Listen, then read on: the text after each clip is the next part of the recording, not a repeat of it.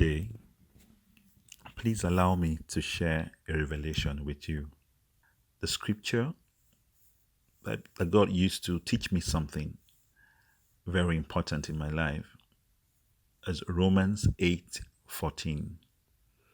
The book of Romans, chapter 8, verse 14. And it reads, "For all who are led by the Spirit of God are children of God."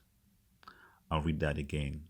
For all who are led by the Spirit of God are children of God. Very earlier on in my Christian work, I was at the point of an extremely major decision in my life, and I had several options. But of all the options, I seemed to be tending towards one particular one. But because it was a decision I've never made before in my life, I wasn't sure, and I was questioning the option I was tending towards. And I was praying to God and asking Him for guidance. God then assured me that since I had truthfully submitted my life to Him and was completely trusting Him to help me in my decision process, that I should be rest assured that His Spirit will guide me.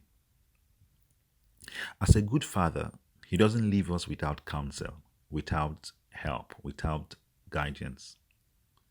His true children, I want to qualify that, His true children are guided and directed by His Spirit. It was at this point He lovingly told me not to be nervous about the decision I'm about to make, because the reverse of Romans 8:14 is also true. And what is the reverse? That true children of God are led by His Spirit. Remember, Romans 8:14 said, "For all who are led by the Spirit of God are children of God." And so God was pointing out to me that after we have fulfilled the requirement of living as true children of God, that God Himself will lead us by His Spirit. So for supporting scriptural references that agree with this revelation, we can find some of them, just a few of them. One is 2:13, reading from the King James Version. It says, "For it is God who worketh in you, both to will and to do of His good pleasure." I'll read that again. "For it is God who worketh in you, both to will and to do of His good pleasure." The NLT renders that same verse this way: "For God is working in you, giving you the desire and the power to do what pleases Him." Wow. And another scripture that got to me that explained, the place of the Spirit of God in our decision making, I found in 1 Corinthians 2 from verse 10, 11, and 16.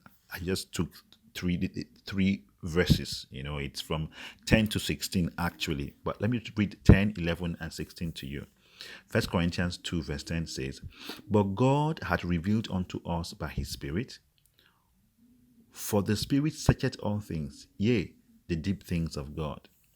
Verse 11 says, "For what man knoweth the things of a man, save the spirit of man which is in him?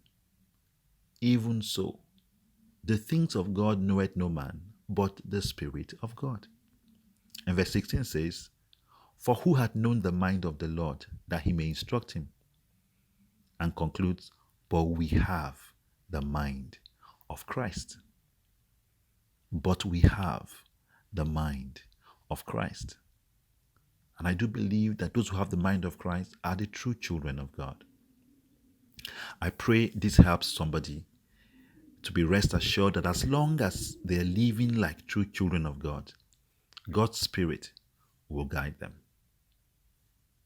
God bless you. This is Pastor Gideon of the Comforter Center, Montreal.